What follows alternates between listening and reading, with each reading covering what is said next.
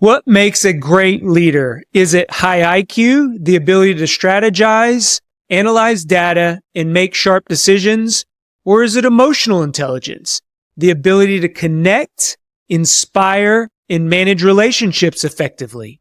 Today, we're diving deep into this debate. We are going to break down 3 key aspects of where EQ and IQ come into play. At the end of this episode, you're going to have practical tools to elevate your leadership game. Stick with us. Hey everyone, John here. Hey everyone, John here. Hey everyone, John here. Hey everyone, John here. Hey everyone, John here. Welcome to the Leaders Leading Leaders podcast. Hey everyone, John here. Welcome to the Leaders Leading Leaders podcast. Today, we are going to debate whether you need traditional intelligence or do you need emotional intelligence? One of the things that I have learned over time through many failures, through many broken relationships, is you need a little both. And today we are going to talk about what each one looks like. And then we're also going to talk about some practical tools to help you master each one and the combination of them both. So first, I want to define what traditional intelligence or IQ is. Think of IQ as our analytical skills. This is where our logic comes from. This is where our decision making comes from.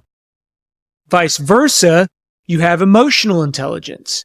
So this is our ability to inspire others. This is our ability to create and forge and nurture those relationships that we have with our teams, with our leadership, and with our family.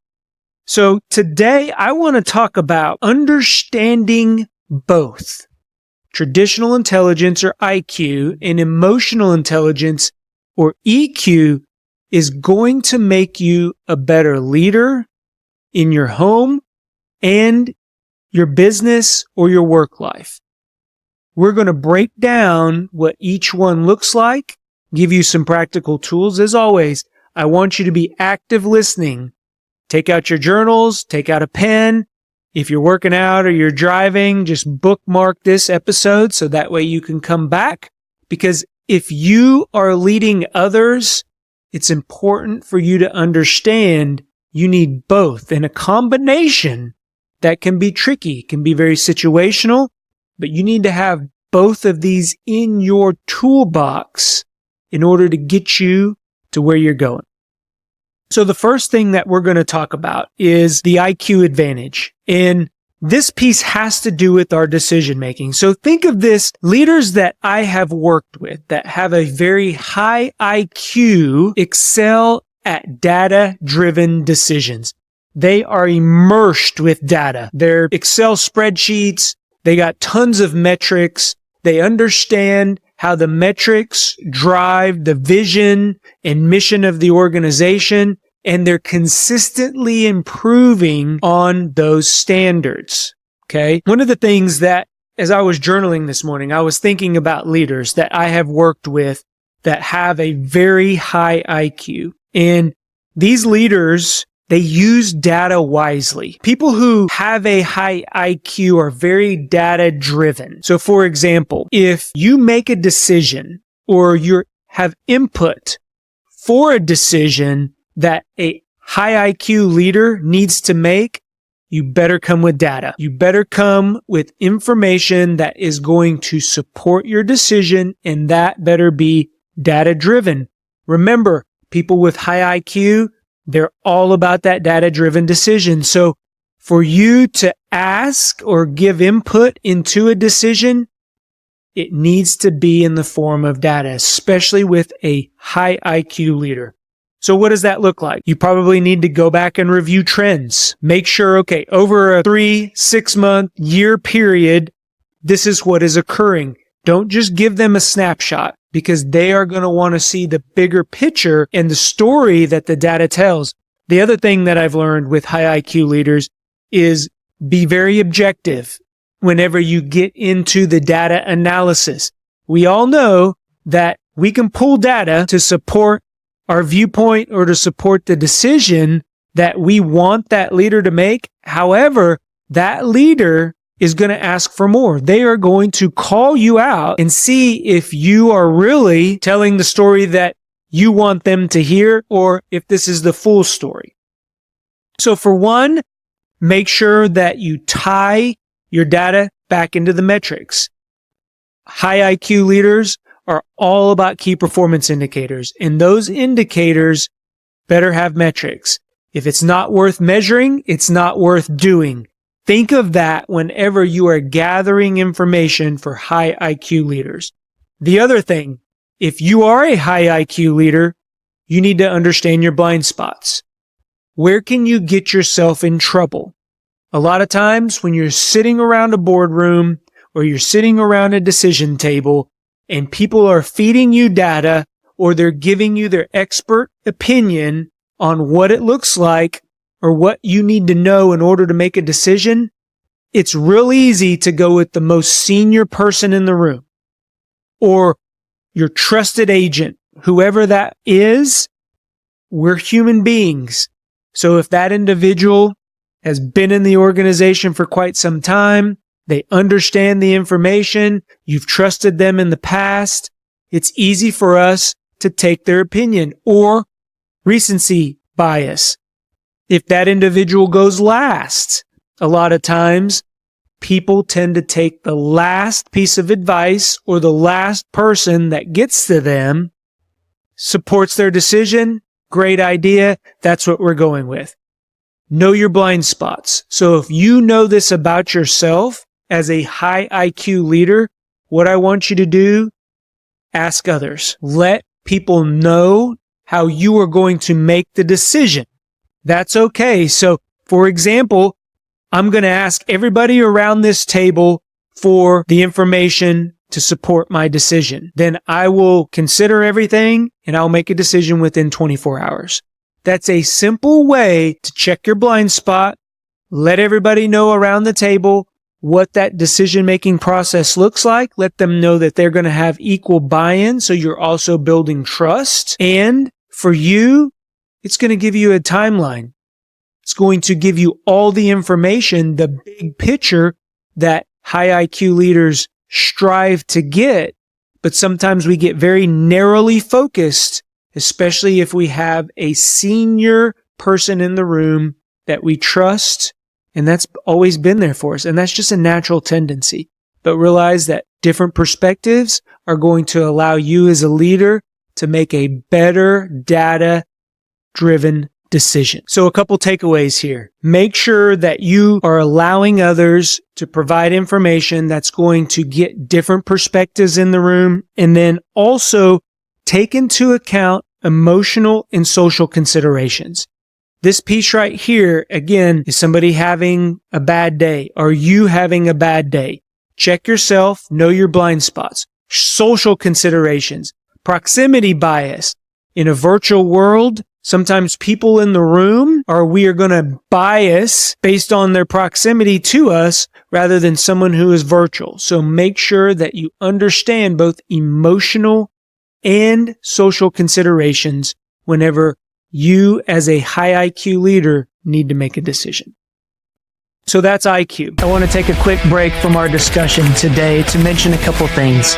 First of all, thank you for listening. Only 50% of our listeners are subscribed to our channel. Do me a favor, click on that subscribe button. It's going to allow our channel to continue to grow and give you updates whenever we get new episodes published. The second thing is our coaching program. People who want to work with me are looking to make a lasting change, level up, or get unstuck. I gave up on my dreams. I was a young parent, had to make a couple career changes. I went through some financial hardships. I had to learn how to flip my mindset and stay consistent. Our coaching programs are individualized one-on-one sessions where I will teach you a proven system and guarantee that you can reinvent yourself over and over again. If that sounds like something that interests you, head on over to thejohnespinosa.com and sign up to get more information. Now back to the show. Let's talk about your EQ superpower. And remember, we're not saying one is better than the other. We need to fully understand both of them in order for us to combine them. So for EQ, this is relationship management. Have you ever met somebody that no matter what they do, no matter what they say, people just gravitate towards them? They're leaders that put together great teams. They understand people. They understand how people will work together. These are individuals with that EQ superpower. So for me, one thing that I always strive, and this is the tool here that I want you to take away, active listening. Active listening is going to be your tool to achieve your EQ superpower. What does active listening look like? It's quieting your mind. It is preventing from raising that mental hand for you to add in, for you to give input. We've been conditioned all throughout our lives, majority of it in grade school, when we have a question, when we want to ask for permission to speak, what do? We raise our hand in the classroom. So think of that mental model whenever you want to interject into somebody, because if you're interjecting, if you're thinking about the response, you're not actively listening to the intent of the speaker. So prevent yourself from raising that mental hand. Make sense? It helps me focus in, it helps me listen fully, and it creates a pause. And that pause is important, especially when it is time for you to respond. Just a little 3 to 5 second pause, and you can count it out until you begin to start feeling it. Now don't count it aloud. Don't 1 Mississippi, 2 Mississippi on them, but in your mind, just count to 3, 5 Mississippi. It's going to give everybody enough time to stop the conversation, because sometimes they may have something to add. And if you interject as soon as they're done talking, again, we're not fully present. We're not fully listening. Create that mental pause, and it's going to give you that natural break for you to provide a response. The second application here to build your EQ superpower is empathy. A lot of times we get very work-focused, very driven when it comes to day-to-day work activities, tactical, especially when we get into the tactics of our processes and our systems. When we see somebody in the morning, hey, what's the status of that project? Or I noticed last night you sent the email. I looked at that. Here's the update. Instead of telling them good morning, we're checking in with them and truly checking in on them. Our teams are the most critical part of a leader's success. And in order for people to give you their max effort, in order for them to show up for you every single day, they have to know you have a vested interest in their well-being. And it's not just work. Now, I'm not asking you to get into all the personal business, but I am asking you just spend 5 minutes about what they did this weekend. Spend 5 minutes around what their hobbies are. Spend 5 minutes and learn one thing that you didn't know about them. That is going to go a long way when times get tough, when the stress cranks up and you need to depend on them. They're going to be there for you. So empathy in action. One of the ways I like to achieve this is asking them how they're doing and then pausing for 5 seconds. That gives them time to think. It gives them time to respond, and it allows you to switch into that active listening mode. Try it on for size. It's going to go a long way, again, when the times get tough. So we've talked about up to this point what the IQ advantage looks like, and then what your EQ superpower looks like. So now I want to spend some time talking about why it's important that you have a balance of both EQ and IQ. And the reason why these must work together is it's going to build resiliency for your team and give them the adaptability that they are going to need when they face challenges. So the best leaders, in my opinion, combined both EQ, that ability to create relationships, understand people, and IQ, that ability to make decisions and problem solve. And the application here is really shifting your mind. is having that mindset shift to reframe problems as opportunities. And you all have heard me talk about this from an individual mindset perspective. But a leader who has both emotional intelligence and traditional intelligence, EQ and IQ, have an innate ability to convince people, to influence people that failures and challenges are opportunities for growth and redirection. You have to have both. One, the IQ side of the house is going to bring the data. So it's going to say, hey, listen, we followed the data and we made the best decision that we possibly could. The EQ side of the house is going to inspire them to continue forward. We missed it this time. That's on me. What have we learned? What are we going to do better next time? Keeps them moving forward. Resiliency is not only how you pick yourself up, but how fast you pick yourself up. And we're building that resiliency model through both emotional intelligence and traditional intelligence. So you need both EQ and IQ, especially when it comes to the mindset shift. The other piece is that emotional regulation. So we use mindfulness to manage stress before we get to burnout or before we get into that high pressure situation. This is where EQ comes in handy because for me, when times get stressful, and I know this about myself, I become very dutiful. That means I follow orders. I take the least path of resistance. I know that about myself. I get very entrenched in my decision making, in my processes and systems. So that's the EQ side. But what I'm asking you to do here is regulate that emotion and pull in some of the emotional intelligence.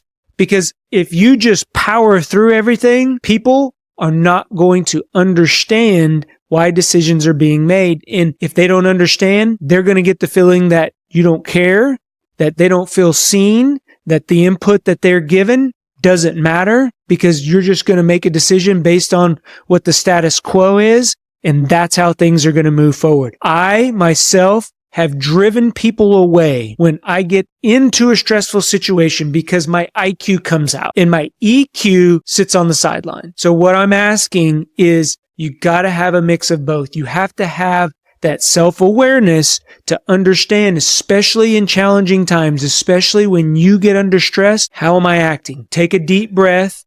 Look back, turn that camera around and ask yourself, if things were good, if things were going well, would I be acting the same way? That's going to help you whenever we talk about emotional regulation. So I want you to think of EQ and IQ not as competitors, but as complementary to each other. They are partners in the leadership game.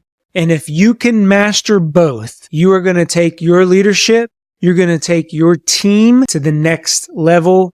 I know it. I hope this helped somebody today. I believe in you. Go be great. We'll talk to everyone later. Bye-bye. If you like what you're hearing, do us a favor. Click on that subscribe button, give us a thumbs up, or leave a comment. That lets us know that what we are putting out benefits you. If you want additional information or resources or learn how to work with me, head on over to thejohnespinosa.com because when we become better versions of ourselves, it helps us get others to where they're going. Go be great. Talk to everyone later.